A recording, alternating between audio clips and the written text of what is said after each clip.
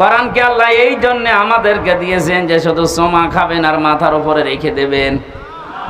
জবাব দেন। এটা ক্লাস চলছে, ছাত্রের মতো বলবেন, এই জন্য দিয়েছেন?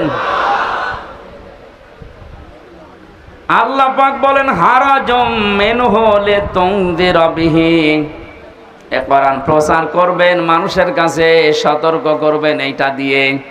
কিন্তু একটা বিষয়, এই যে সদরিকা আছে, এ কোরআন প্রচার করতে গিয়ে, তাফসীর করতে গিয়ে আপনার মনের ভেতরে যেন কোনো সংকীর্ণতা কাজ না করে, দ্বিধা দ্বন্দ্ব ভয় ভীতি এগুলো আপনার কাছে যেন না আসে। কারণ কোরআন প্রচার করতে গেলে এরকম কিছু আসবে, এটা আমি আল্লাহ জানি।